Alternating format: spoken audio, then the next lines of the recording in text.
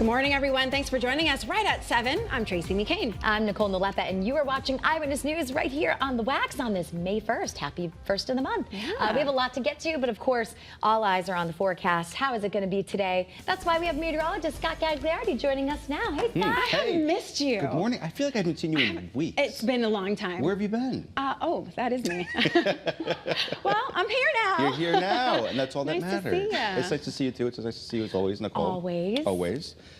In terms of the weather, you mentioned, I love today. It's a little cooler than yesterday. Still a nice day. Tomorrow's okay, but things go downhill from there on out through even into next week. Yeah, it's not the best forecast, but we need the rain. If you're suffering from the allergies, you're going to love this forecast. Now, today, notice in Hartford, our capital city, it's about 45 degrees.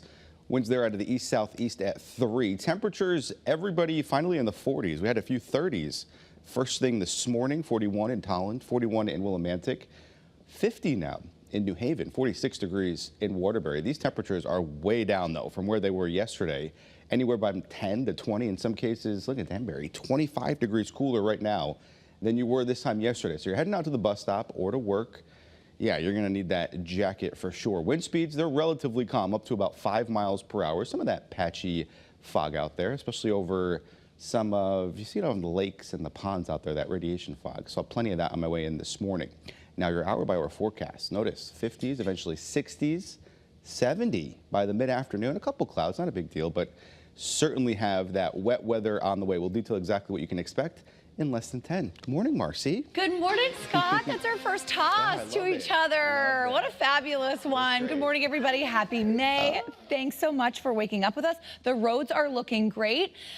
Take a look. This is what we're seeing over in Windsor, as well as Hartford, Plainville, which I like to call Prettyville because she's not so plain, and Tolland. Everything looking great. No incidents or accidents to report. I just checked in with CTDOT. We are all clear. Everybody's safe. Let's keep it that way. Drive times are looking great. It is National Bike Month as well as Motorcycle Awareness Month. So let's be aware. Let's share the road and love each other, okay? Let's have a great May, great day. I'll check in with you guys in just about 10 minutes. For now, I'm Marcy Jones. That is your Connecticut Chevy First Alert traffic report driven by your Connecticut Chevy dealers. All right, thanks, Marcy. And now at 7:03 in Hartford this morning, 5 people are without a home after it was destroyed in a fire last night on Franklin Street.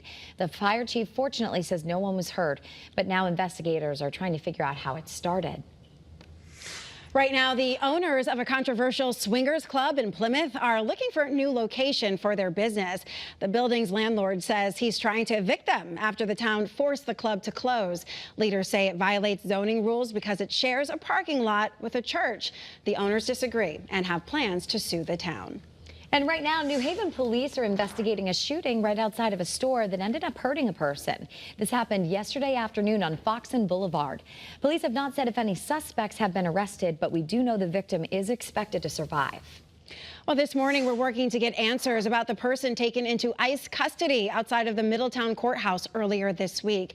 State and local leaders say police were not told about it beforehand, and the mayor says the immigration agents used an unmarked van and covered their faces. The FBI says federal law enforcement has the authority to arrest and deport people with prior convictions. However, they did not say whether the person in question here had any prior arrests. Immediately following the first 100 days of Donald Trump's presidency, more protests are expected today and throughout the weekend. Your reporter, Owen Kingsley, has all the details now on how this is a part of a national movement. Today is known as May Day, National Day of Action. Rallies are happening all day today and all over our state. Now, decisions about immigration and labor rights has sparked outrage and motivated these latest demonstrations. Now, here in Hartford, later this morning, starting at 10 o'clock, there'll be a group starting to rally at Bushnell Park and making their way up here to the steps of the Capitol building. Other rallies are being held in towns from Greenwich to New Haven to Willimantic. More than 1,000 demonstrations are planned across the country by the May Day National Day of Action. Protests and rallies over decisions made by President Trump have already popped up all around our state in the more than 3 months since he began his second term. One of Trump's goals that he heavily campaigned on was to overhaul immigration and border security. His crackdown has led to fear and confusion in immigrant communities in Connecticut and beyond. in several lawsuits against his administration. May 1st is also International Workers' Day, honoring the working class and labor movement. The May Day National Day of Action website states the Trump administration is striking, quote, a war on working people. In March, Trump ended collective bargaining with several federal labor unions, citing a law from the 1970s that he claims allows him to do so. There are several more protests scheduled to happen on Saturday as well. Your reporter in Hartford, Owen Kingsley, Channel 3 Eyewitness News. Well, this morning, new data shows the U.S. economy slowed in the first quarter of the year. The gross domestic product, which is the total value of products and services, shrank for the first time in 3 years. Experts say businesses and consumers made more purchases earlier in the year to try to get ahead of those new tariffs. However, they also say this report might not fully reflect the state of the economy. Right now, leaders in Old Saybrook are planning a vote next month to determine the future of the former Dock and Dine property. There was a big turnout at last night's meeting at the middle school to discuss this proposal for the town to basically take over the property. Now, the property has been empty for a decade now after it fell into disrepair after 2 major storms.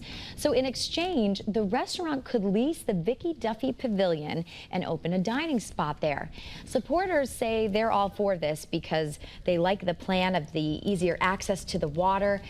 They would be building an actual walkway from the Fort Saybrook Monument to the causeway, among a few other things, including an open pavilion. But those who are against it say that they don't want to lose access to that Duffy Pavilion, which so many residents utilize.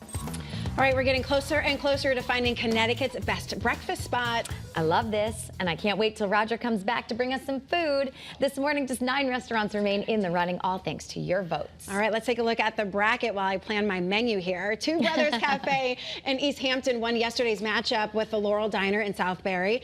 They beat them by about 600 votes. All right, so our final matchup in the round of 16 is between Dom's Broad Street Eatery in Windsor and Patty's Restaurant in Litchfield. Your reporter, Roger Susanin, is taking orders. Are you going to be our waiter today? We tip well. Raj.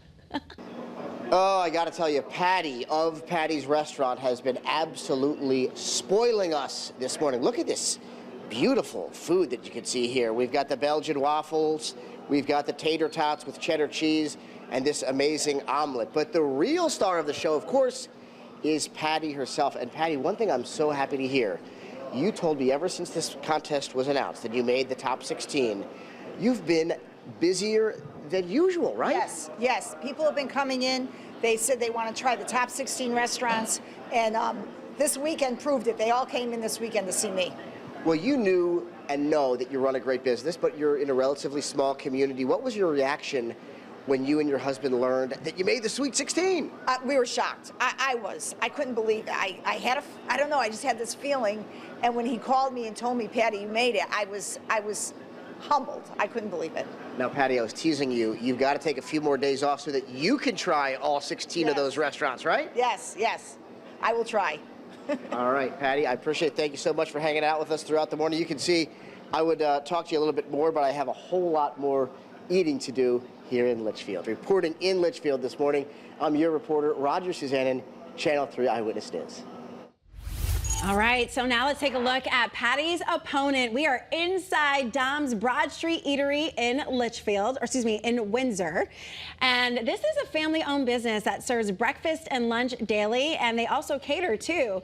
Look, they're celebrating 20 years. That's amazing. And they are open 7 days a week, starting at 7 a.m., and they have quite an extensive breakfast menu. So where do things stand right now? The voting has been changing up throughout the morning since we got on air at 4:30. The top right of your screen there, before I start babbling, that's where you need to scan that QR code if you haven't had a chance to vote yet. Okay, so Dom's is now in the lead at 51%. Oh, Patty's was in the lead for a little while this morning. Anything can happen, anything can change. Cast your vote now. Again, you could scan the QR code or head to WFSB.com/vote now. All right, do that right now. Scott. Yeah. What's your favorite breakfast? Pancakes, waffles, what you got? Eggs Benny. Oh, yeah. All day. Crab cake All day. Benny is my absolute favorite. Oh, yes. I just had that. Really? So did Sunday. I. Where did I have it? Where was I? You're like Were home. you at your favorite spot you were telling us about? No, but I was in Milford. It was on Easter. Oh, yes, it was a good nice. spot. Yeah. I can't think of the name of it. I forgot. It's okay. But that's okay. I threw you off. Thank you. You did it. What was I going to say now? The weather? Is that what I was doing? Okay. Torrington. There's a couple clouds out there. It's not a bad morning. It's certainly cooler, though. Old Saybrook, much more in the way of sunshine. But heading out to the bus stop, it's a cooler start to the day. Temperatures climb very quickly. You won't need a jacket by lunch and recess, and we're near 70 for your drive home. If you're heading to the Yard Goats game tonight, it looks good. 60s, eventually 50s. Clouds are on the increase later tonight. No rainfall is expected. Over the next couple of days, though, that is going to change. Tomorrow, we're okay. Saturday, a little bit more in the way of rainfall, much more, though, for Sunday. Monday, we'll show you exactly when you can expect it and about how much. That's coming up with your full First Alert forecast. Tracy? All right, thank you.